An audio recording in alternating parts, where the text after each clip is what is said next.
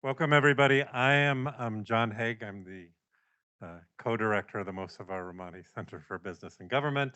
We are extremely fortunate today. We have with us Ignazio Angeloni, and the topic is banks' prosperity and inequality across U.S. regions, 1990 to 2020.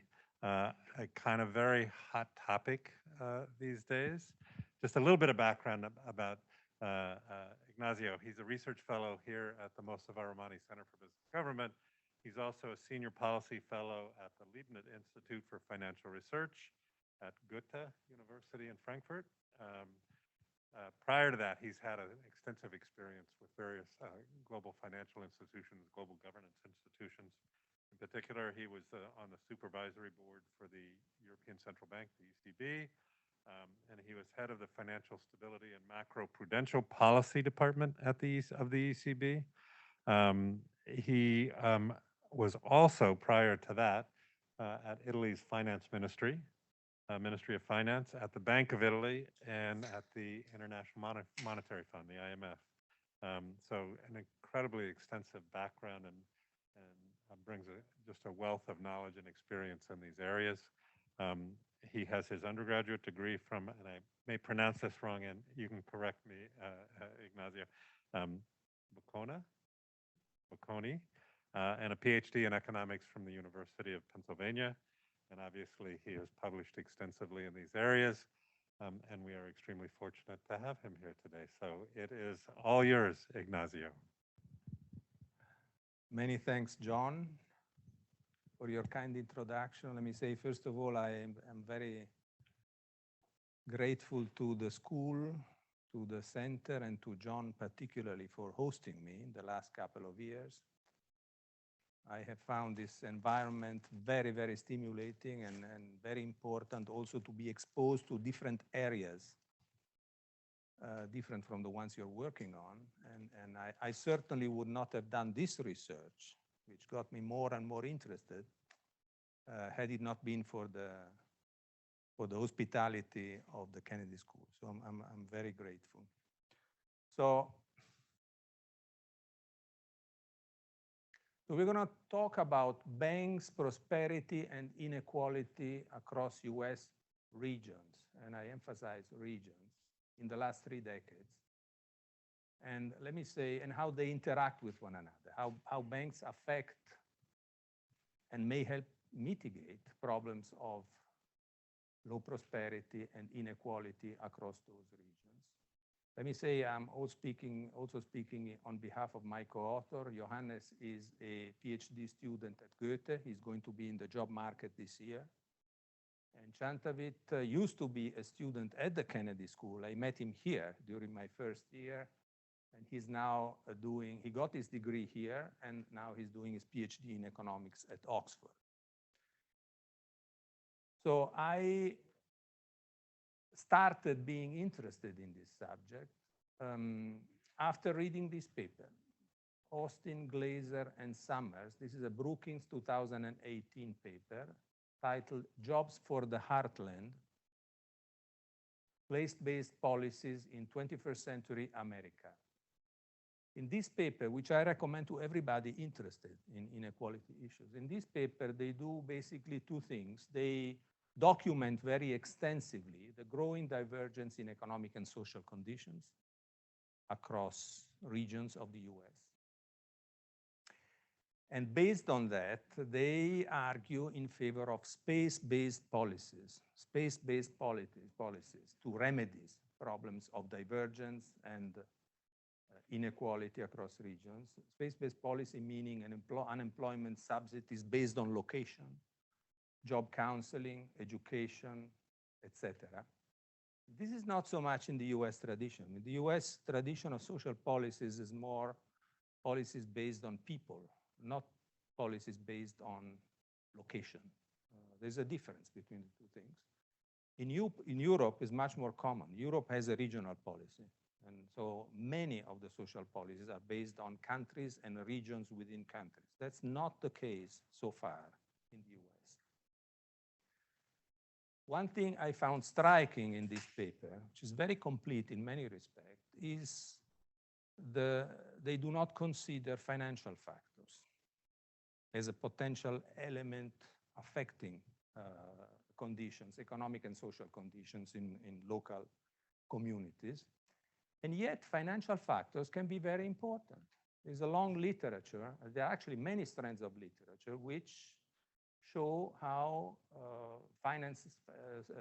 structural finance and banking conditions affect economic conditions.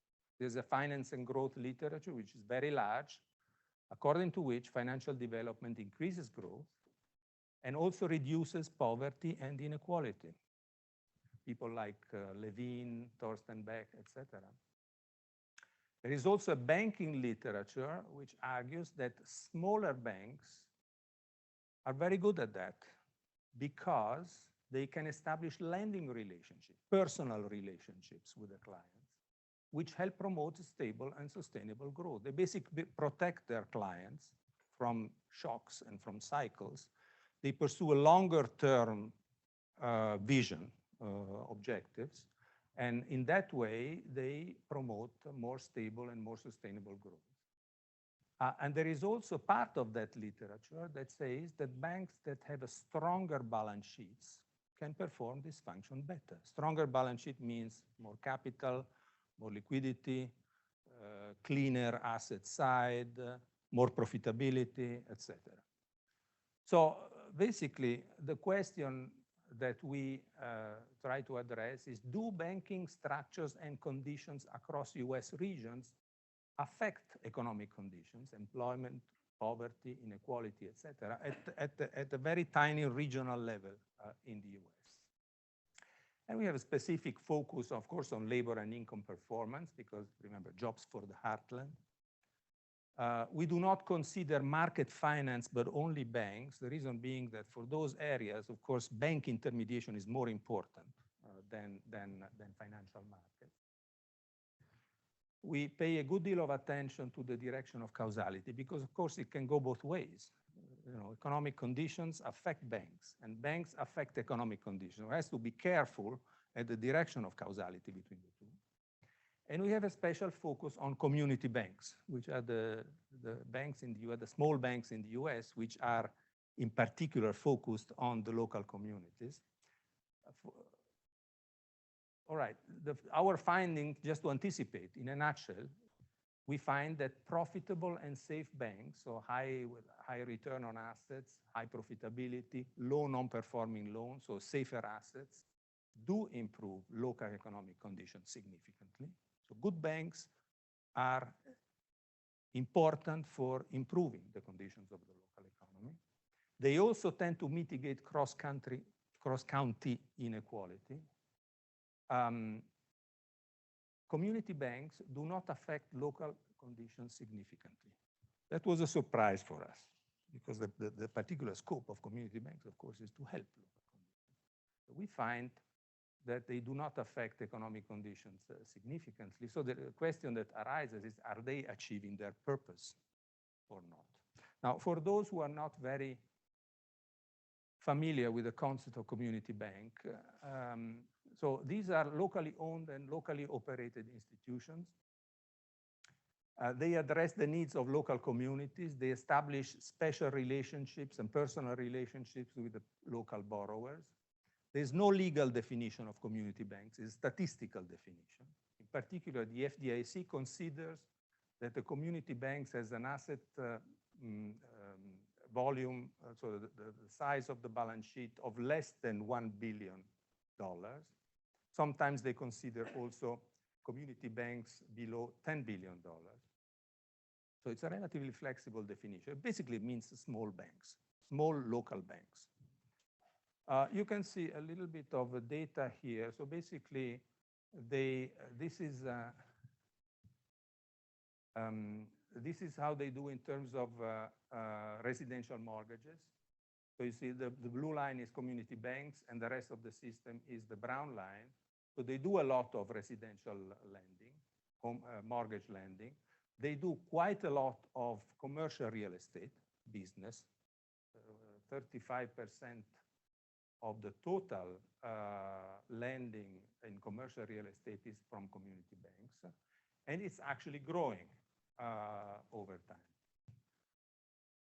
Now, these banks are subject to milder regulatory requirements for that purpose, because they are supposed to help local conditions. So they have lower and simpler capital and liquidity regulation, and they are subject to reduced accounting and reporting requirements, so that they get a favorable treatment based on their size in terms of the regulation that they have to abide to.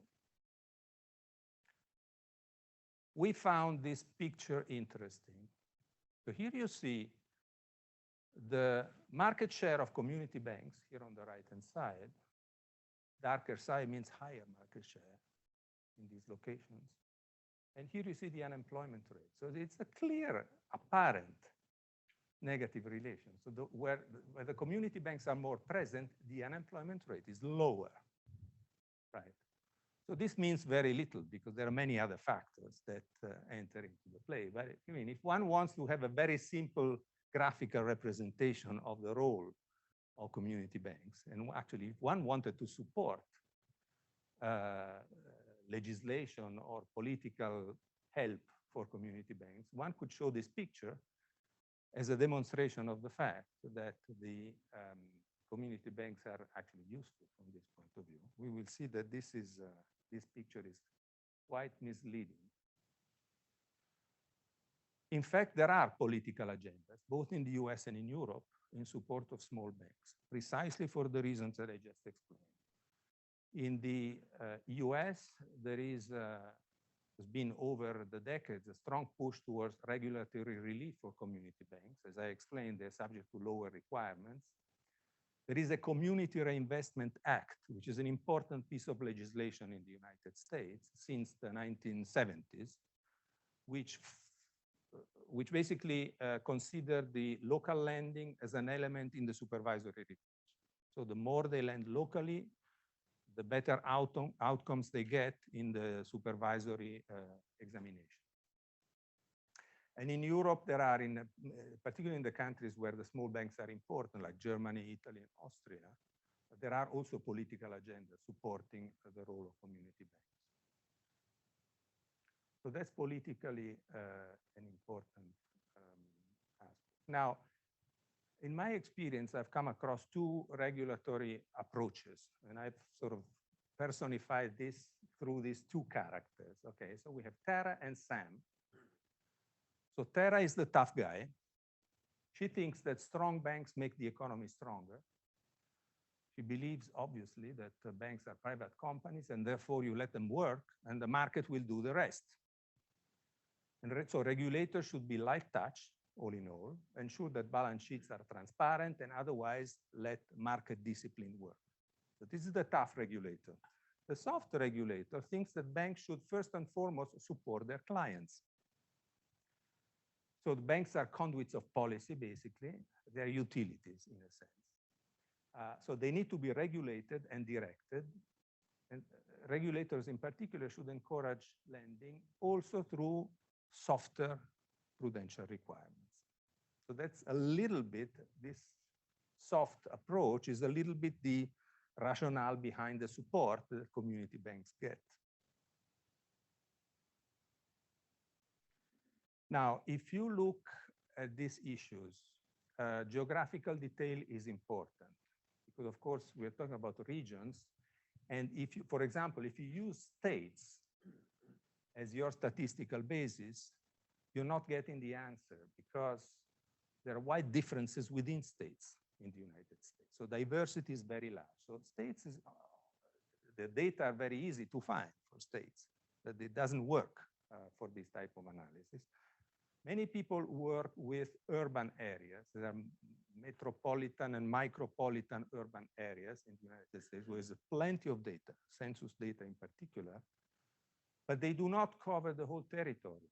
Here you see, they all cover territories where there are many people, but not, in particular, they're relatively low in coverage in the central regions. And the alternative, of course, is counties. Counties cover the whole territory of the United States. They are not exactly homogeneous because, as you can see, the counties in the east are much smaller than the counties in the west. They're not exactly homogeneous. for historical reasons, by the way, because these counties here were established later than these, and when the transportation was more efficient, and the efficiency of transportation was a basis to establish the size of the county. But anyway, they are not exactly, but they had the great benefit of covering the whole territory of the US. So we've decided to go by counties. And of course, you need banking statistics by counties, which do not exist. So we built this data. And I'm not going through the methodology that we use. Everything is in this paper, which is in the website of the center. Basically, we constructed 20 indicators of banking structure, conduct, and performance for all the counties. There are about 3,140 something counties over 31 years. So we have 20 large panels of data. Panels means time dimension and space dimension. 30 by 3,000 plus. Each panel has 90,000 observations, 20 of them for the different indicators.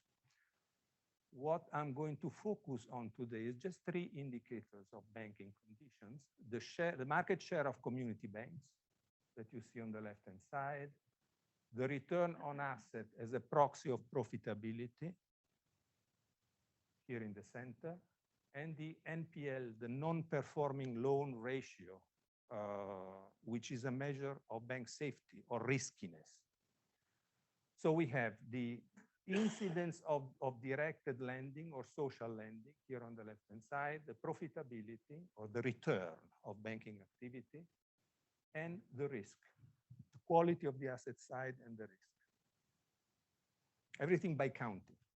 Here you see the plus and minus 25, 75 percentile, these colored part of the chart, and the extremes. So you see these two are quite cyclical. Here you see the time dimension. You don't see the space dimension. But these two indicators on the right-hand side are very cyclical and very related to one another.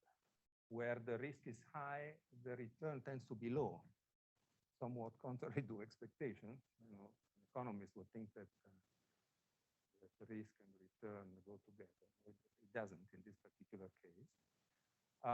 And here you have community banks market share, so the presence. And it's interesting to see here, for example, that the average market share is still above 50%. This is a simple average. This is a simple average, not a weighted average. If you take the simple average of market shares of community banks in each county, you get more than 50%, so very important. If you weigh this calculation by assets, it goes down to 10%, because there are some counties that have a lot of banking activity and the community banks are less. Right, so this is just to understand the data a little bit. Now, the economic performance measures that we consider are 6. So we have unemployment rate, poverty rate, non-working ratio. Non-working ratio means the people that don't work, including the non-registered unemployed, as a ratio of the total working age population. The log GDP per capita, or the labor productivity, and the median household income. And you see a minus here, and the plus here, in the sense that for these 3 indicators, more is worse, whereas for these, more is better. That's our prior. Right, so we look at the relationship between the 3 banking indicators and the 6 economic indicators. Now, let's look a little bit what we can expect from this. So the tough regulator thinks that the higher the profitability and the lower non-performing ratio is better for unemployment and for GDP. So there's a minus here and there's a plus here, right? Because they think that stronger banks are better for the economic. And she doesn't have particular views concerning the role of community banks. She basically doesn't believe in community banks. That's the tough regulator. The soft regulator doesn't have any particular view on how strong the banks should be, but he believes that the more community banks lower unemployment, and the more community banks increase GDP and household income. These are the prior expectations, so to speak. Both of them have to deal with reverse causation. Why? Because the higher unemployment, so the poorer the region is, you may expect that this increases the market share of community banks. Why? Because the bigger banks are more mobile. If the region is poor, they move out, and so the share of community banks increases. The opposite sign here, obviously. On the other hand, the poorer the region is, or the worse the economic performance of the region, the lower the profitability of the bank, and the higher is the risk. So this is these signs here, and here the opposite sign. Now, one problem is if you look at these four signs, for example, these four here, you will see that they are the same as the prior of the tough regulator. So this means that the reverse causality biases your results in the direction of the tough regulator. On the other hand, these two signs are the opposite of these two. So again, the empirical results you're going to find tend to bias, if you don't take into account the reverse causality effectively, tend to bias the results against the software. So all in all, one has to be very careful. If one runs simple regressions between these magnitudes, one is going to get a result which is biased towards the tough priors. Okay, so this is the simplest possible empirical analysis that you can do. So there's no lags, no dynamics, no instrumental variable, nothing. Everything is simultaneous. You just look at the correlation, or the regression rather, between these variables. So we have here the unemployment rate, poverty rate, non-working ratio. And here we have the share of community banks, return on assets, NPL ratio, the constant, and you have fixed effects. Fixed effects in a panel estimation means that you get constant, specific for each county, for each of the 3,000 counties, and for each of the years. Now, the results are very strong, very strong. So higher profitability, lower unemployment. Higher NPLs, non-performing loans, lower unemployment. Here you actually get the opposite result that you would expect relative to the soft prior. More community banks, positive coefficient, higher unemployment. So does that make sense? Remember, reverse causation, higher unemployment, higher community bank share. So one has to be very careful about reverse causation there. But other than that, I mean, the results for all the indicators that you can see, you get very strong effects in favor of the tough prior, so to speak. Same thing for the other variables. Here we have the log GDP per capita, labor productivity, household income. So remember, the signs have to be the opposite now. High profitability, higher GDP, higher productivity, higher income. Same thing here. Here, the community bank share, never significant. Right. So if you believe in these results, which I don't, you think that the tough regulator is right. So you need to forget about community banking, light touch regulation, etc. for those banks. Just strengthen your banks and let them work.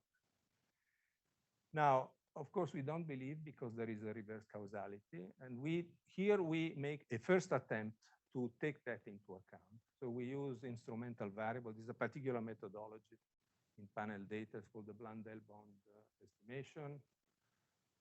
Uses instrumental variables. We use lags. There's nothing contemporaneous here. Everything is lagged, and there is dynamics in the panel, right? So we do, this is, if one uses only the information contained in this data. This is probably sort of the state-of-the-art way to take into account reverse causality. Of course, we have lags. So this is leg 1, leg 2, community bank share, leg 1, leg 2, leg 1, leg 2 for the other variables. And so to see the total effect, one has to see the sum of the coefficients. One has to make the calculation of the sum of the coefficients. But already here you can see that the effects are rather significant. So you have many significant coefficients. You have to look at the sum of these coefficients to understand the economic meaning. But from a statistical point of view, the results are pretty strong. Now, to read these coefficients better, however, one has to calculate the impact. And we calculated it after 3 years. So what's the impact of a given change of the explanatory variables on our dependent variables after 3 years and in the long term? We look at all the economic variables here, and we look at shocks in return on assets and NPL ratio. We forget for the moment the community bank share because it's not significant. So let me guide you through the meaning of this number. So if you have, for example, here, if you have an increase in the profitability of 1% of the profitability of the banks, this, after 3 years, reduces the unemployment rate by 0.1%. What does it mean? Now, 0.1, the unemployment rate is as a ratio of the labor force. The labor force in the United States is about 160, 170 million people. So 0.1% is 150, 160,000 people, right? So 1%, what these results convey is a 1% increase in the profitability of the banks, reduce the unemployment, bring 150, 160 people out of unemployment. Unemployment in the US at the moment is about 6 million people. Right, so 0.1%. In the long run, it's much bigger because there is dynamics, so 0.3%. So it's 3 times, almost more than 500,000 people out of unemployment. The effect of NPLs is even stronger, 0.5%. So we're talking about 800,000 people in the long term out of unemployment for each 1% increase in NPL. Now, this is pretty significant. The NPL ratio has a standard deviation over the sample of about 1%. Depends on how many years you consider. So this is changes in 1% in unemployment are important, but they are reasonable. So this is pretty strong effect. What we find, but they are within the range of variation. You see, here are the range of variation of those variables. So it's well within the range of historical variation. So that's something that I think we can believe. These are actually too strong. These numbers here in red on the right-hand side are, in our view, are too strong. 12 means actually 12 times, not 12%, it's 12 times, because we have logs on the left-hand side and percentages on the right-hand side. So this would mean that in the long run, a change of 1% of these two changes the GDP per capita by 12 times. This is really probably not believable. Part of the reason is that the lag-dependent variables in this estimation are quite large, are close to 1. So over time, it tends to build up. So this is an area on which I think we have still to work to improve these estimates. But all in all, remember, all these calculations come from significant coefficients. So there's a quite important consistency in our results in terms of indicating that those coefficients are statistically robust. And the economic implication of this is quite important. So although we have some issues, some questions about some of these numbers, all in all, I think this is a pretty strong evidence. Here we move to inequality, and we're talking about here geographical inequality. So not like income, the inequality in the income distribution across people, but across areas. So we divide the sample in 3 parts. We look at unemployment. We divide the sample in 3 parts, the counties in 3 groups. the low unemployment counties, the high unemployment counties, and the ones in the middle. So we are interested in seeing the difference between these coefficients, right? Because when, for example, here, the profitability of banks increases, we want to see how much this reduces unemployment in the low unemployment regions and in the high unemployment regions, right? So you see this coefficient is much bigger than this. And this is also slightly bigger than this. So this is a good sign because it means that an increase in the conditions of banks moves the unemployment rate more in the right direction, more in the high unemployment rate, and less in the low unemployment. So it tends to bring them together. This is not significant. Here we actually get the right sign according to the soft guy because it's a minus. So more community bank means lower unemployment. But we get it paradoxically, we get it in the low unemployment regions, not in the ones where the conditions are worse. So this is a strange coefficient. This is a general, another confirmation that the effects of community banks is not what you would expect based on their mission, so to speak. Whereas these coefficients are always very strong. So this is geographical inequality. We also wanted to look at income, people's inequality. So we wanted to look at income inequality within counties now. So how different are people's income within regions? There are not many data, unfortunately, on that at the county level. We only found these data, which are published by the Economic Policy Institute in the United States. And these two authors calculate the income distribution by county, but only for 6 years. So these data are available only between 2010 and 2015.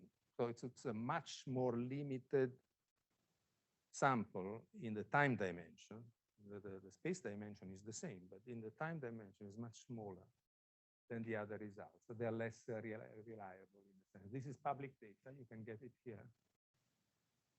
So we calculated this. This is what you get. It's interesting because the higher is the profitability of banks, here you have the top 10%. This is the share of income earned by the top 10% and the share of income earned by the top 5% within each county. And here you get the effects from changes in bank profitability, bank risk, and community bank share. The community bank share is never significant, no effect. Here, interestingly, it's a plus. So this means that the more profitable are banks, the higher is the concentration of income, not the lower, but the higher. And the opposite here. So this is a minus. So it means the riskier the banks, the lower is the income concentrated in the top 10% and in the top 5%. So the stronger are the banks, the more rich gets richer. Maybe because the rich own the banks. That's a possibility, of course. If the rich is a banker, profitability is good for him or for her. But this, I mean, if one has an idea of sort of how banks can mitigate inequality, in a sense, if one gets this, has this mind frame, then this goes in the opposite direction as the result that we just saw in the previous slide. But as I repeat, this is based on a much smaller sample over time. So I wouldn't attach so much importance to this. I'm concluding here, but we think that the data that we analyze offer a very strong evidence that profitable and safe banks tend to improve local economic conditions. We believe that one can always do better in terms of netting out for reverse causality, and we are going to continue to work to see the robustness of these results. But the results we get so far suggest that if you strengthen the banks, you definitely improve the conditions, the economic conditions of the counties. There's also results that show that they tend to mitigate the cross-county inequality, although not personal inequality. The community banks come out a little bit as the losers from this analysis. They don't seem to contribute much to improve local economic conditions. For what they are worth, these results have some policy implications that bank regulators should aim at clean, strong balance sheets, profitable banks, and should not attach to great importance to social lending, because it doesn't seem to work in most cases. There are caveats, there are open issues that we continue to work on. First of all, we want to explore other dimensions of bank characteristics. As I mentioned, we have 20 indicators. Here I show the results only for 3. There are other dimensions of banking condition can be analyzed, as well as economic condition potential. We have still some lingering doubts about reverse causality, so we need to continue to work on that. And perhaps, now most of the literature, when you have problems of reverse causality, use natural experiments. So changes in the legislation, changes in regulation that may affect banking condition and through them economic condition without suffering from reverse causality problems. So we may work in that direction as well. But all in all, that's where we stand. So thanks a lot. Terrific. So, questions?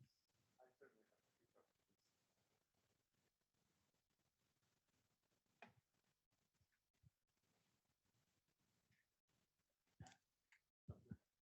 questions. Thank you so much, Ignazio. Fascinating work. I just wanted to ask, does your work control for race and ethnicity when considering inequality? And have you considered that? Have you considered integrating that into your work? Thank you.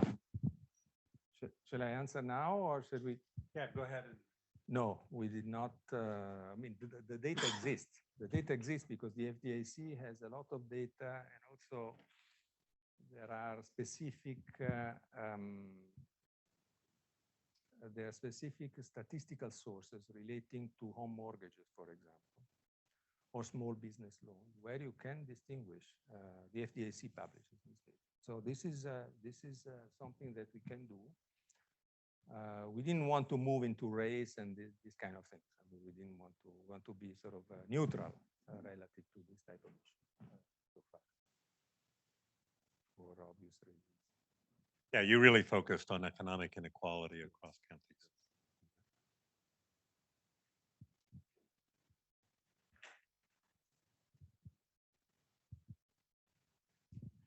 Thanks.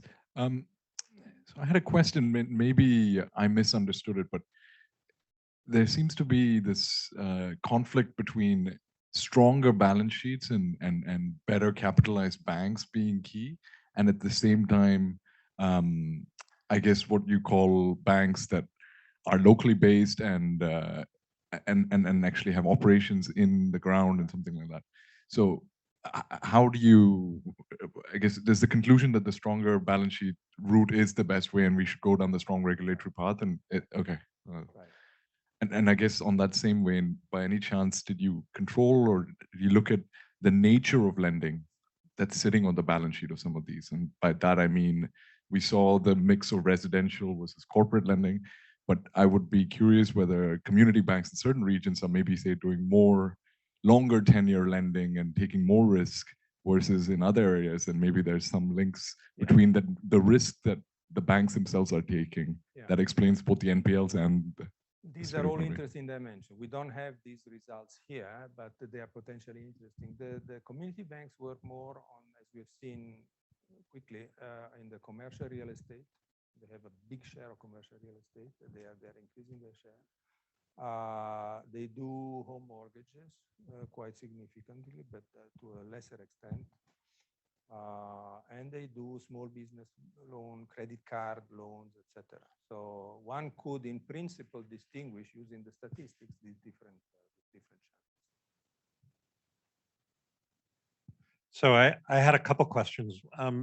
First of all, you know, it's, one of the conclusions is that there's little or no role for social lending, which is, it's kind of, you know, it's like one of what, 8 findings, but it's like, to me, not that it's wrong, but it's startling, right? Because if you think of the Community Reinvestment Act, I mean, isn't that premised on a certain amount of a notion of social lending? It is. And this would raise fundamental questions about the role of the Community Reinvestment Act, Yes.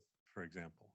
Now, there is, let me just say something directly related to what you're saying.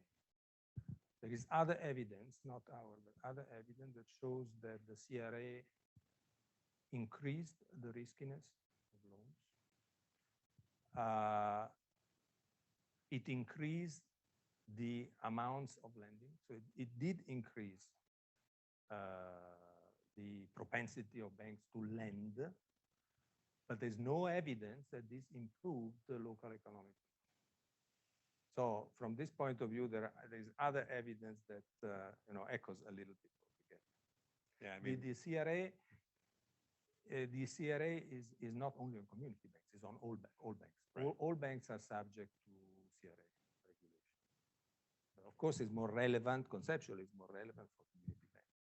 but it does then start to kind of pull you back to what Dan was raising in terms of that's social lending in terms of economic equality, but it doesn't necessarily deal with, and this isn't tied, I realize, to the Community Reinvestment Act, but if you had other objectives of the social lending around issues of race or other kinds of considerations, you're not commenting on those, you're No. commenting on the economic inequality component.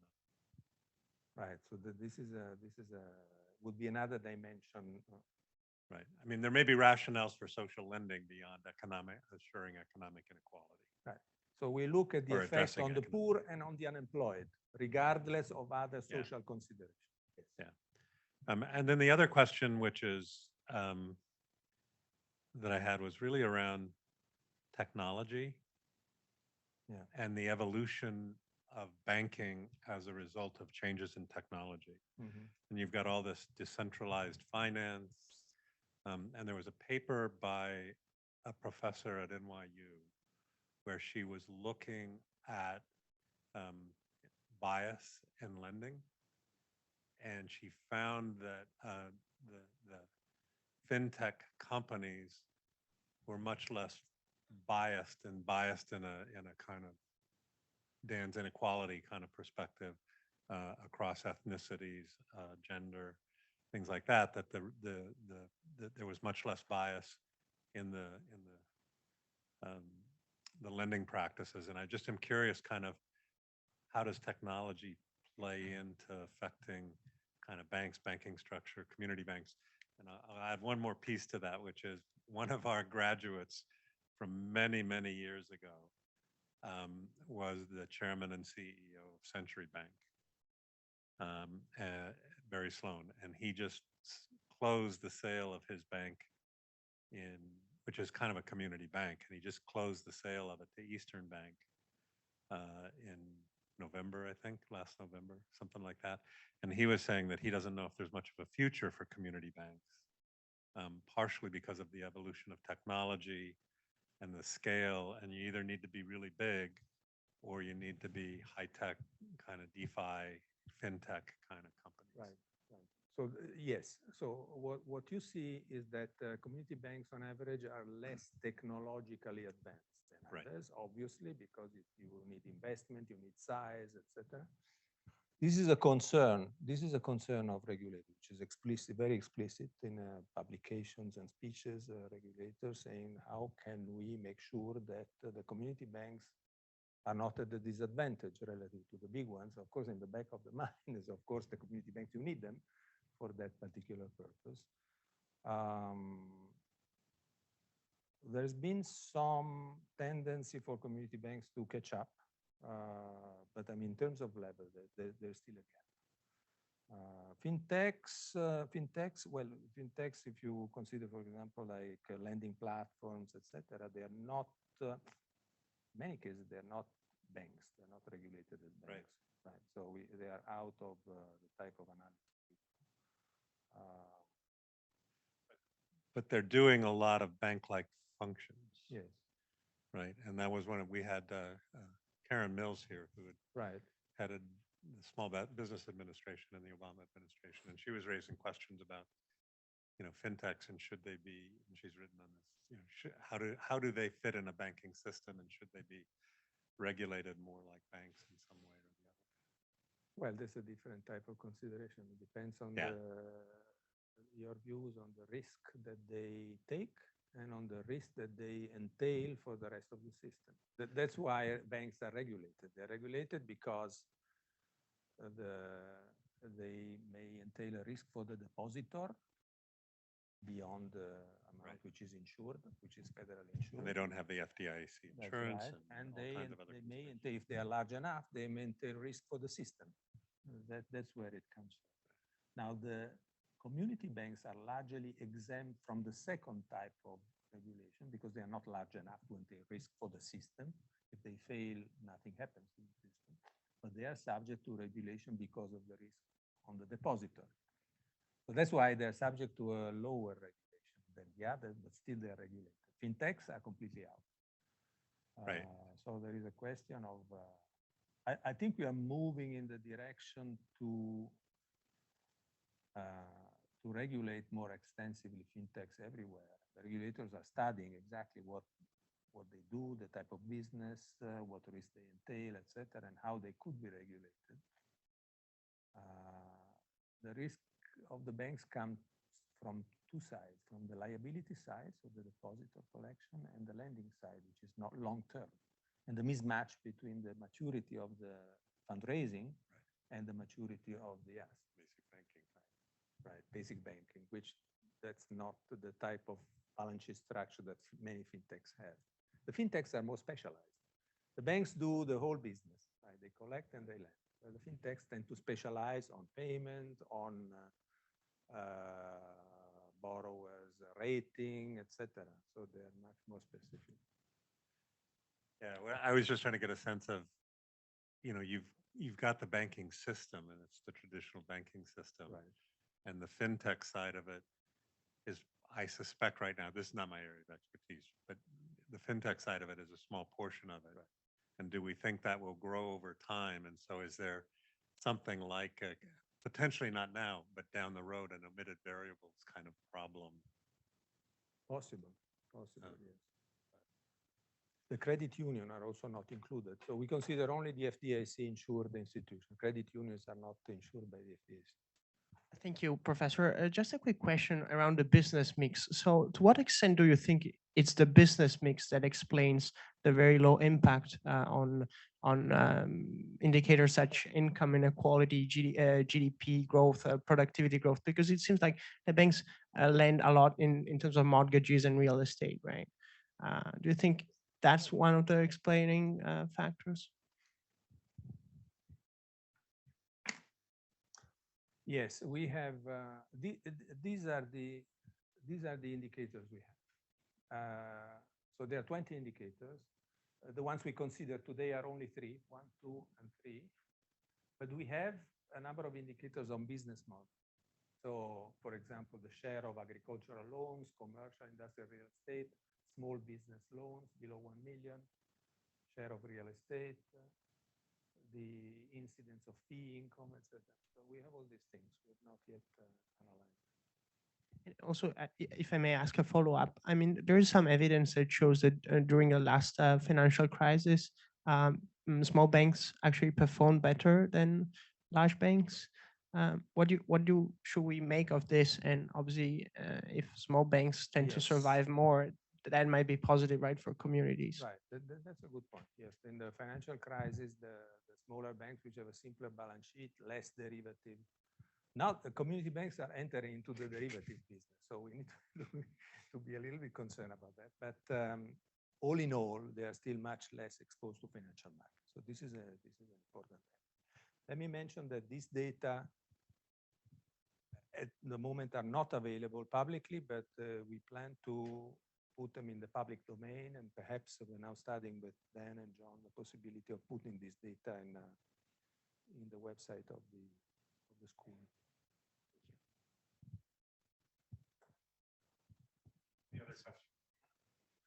Okay, there's something that Ignazio just touched on at the end, which is a more general proposition, and there are 50-some people online or whatever, and so I think it's important to just thank Ignazio, one, for the talk, appreciate it very much, but secondly, something that is unusual from a center perspective, which is obviously Ignazio and the team collected a huge amount of data, and their willingness and ability to kind of put it on a website so that others can go in and use the data, and in good kind of scientific methods, can they replicate, can they think of new ways to use that data, is I think a tremendous, if you will, public good, which is much appreciated, that you're making it available. Anybody have any other comments, questions? Okay. With that, thank you, Ignazio, and it's been a real pleasure having you here as a research fellow. Many thanks for everything. And thank you all for coming.